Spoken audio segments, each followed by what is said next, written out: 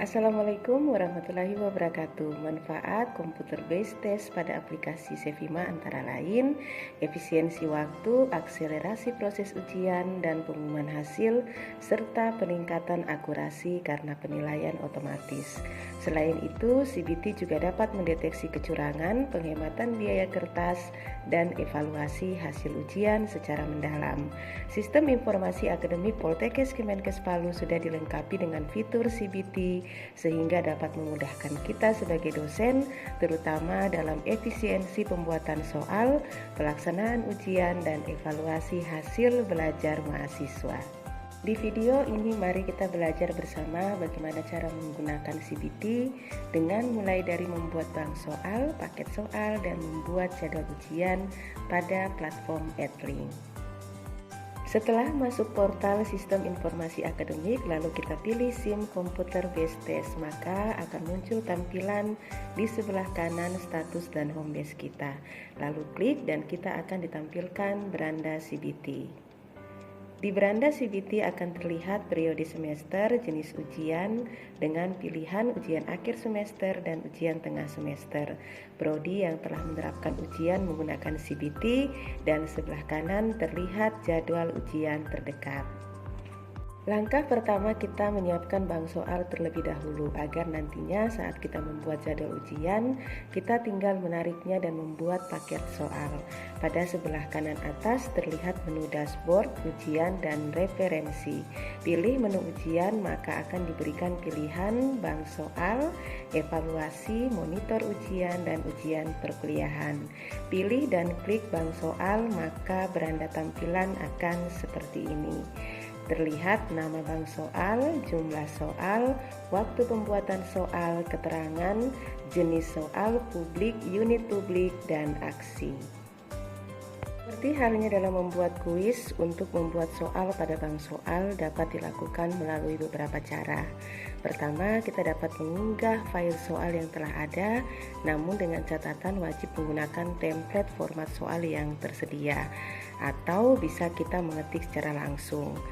Cara pertama, kita klik tulisan unggah Excel, maka akan terlihat tampilan seperti ini. Unduh template. Jika belum memiliki template pembuatan soal, maka tampilan yang akan muncul seperti ini. Dalam membuat soal pada template Excel yang tersedia, silahkan diperhatikan dengan seksama petunjuk dalam pengisian agar dalam mengunduh soal dapat berhasil dan sukses. Saya beri contoh format soal yang sudah saya buat sesuai template soal. Dimulai dari nama soal, deskripsi soal, soal acak, jawaban acak. Kemudian ada nomor soal, lalu saya beri kode M oleh karena soal yang saya buat dalam bentuk multiple choice, lalu pertanyaan dan option jawaban yang benar. Cukup hurufnya saja, misalnya A, B, C, D, dan seterusnya. Lalu jawaban option A, jawaban option B, dan seterusnya. Untuk tulisan catatan di bawah tidak perlu dihapus karena jika kita upload tulisan ini tidak akan muncul.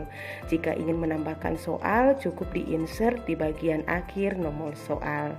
Jika soal yang sudah dibuat selesai, silahkan ditutup dan jangan lupa disimpan terlebih dahulu. Jika telah selesai, kembali ke tampilan awal, klik unggah Excel, lalu klik pilih file dan cari file yang telah tersimpan tadi, lalu buka dan unggah Excel. Selanjutnya secara otomatis soal telah tersimpan. Untuk melihat maka kita dapat klik kolom aksi. Nah, ini tadi soal yang telah saya tambahkan. Terlihat nama soal, jumlah soal, waktu pembuatan, jenis soal, publik, unit publik, dan aksi. Pada bagian seperti unit publik yang belum terisi, nanti dapat kita edit kembali pada kolom aksi. Jika kita klik kolom aksi, maka akan terlihat seperti ini. Silahkan dibaca dengan seksama keterangan yang terdapat pada tampilan ini. Jika publik, kita centang, maka soal akan dapat terlihat oleh admin dan dosen. Jika ingin mengubah, maka silahkan memilih kolom edit, lalu silahkan ganti bagian yang ingin diubah, lalu simpan kembali. Untuk melihat soal pertanyaan dan jawaban yang telah kita buat, maka pilih dan klik kolom pertanyaan di sebelah kiri.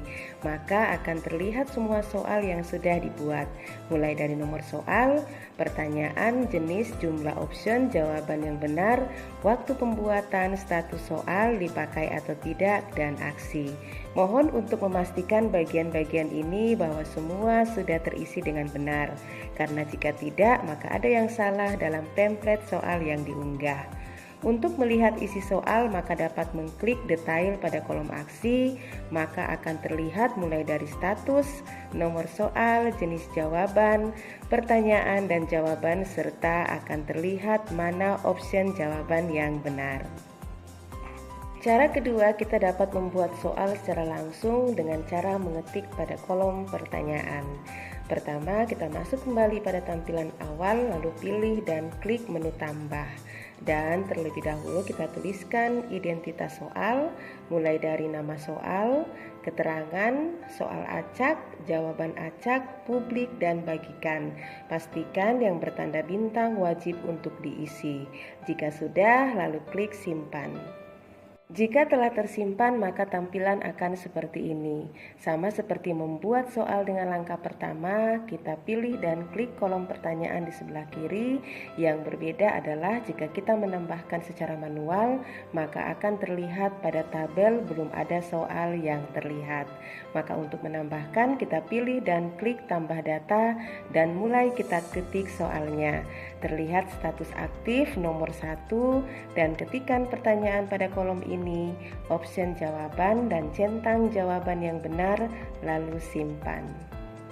Jika ingin mengedit soal, maka klik kolom edit. Jika ingin menambahkan nomor soal, maka klik tambah baru, lalu simpan. Jika telah selesai, kita dapat kembali ke daftar.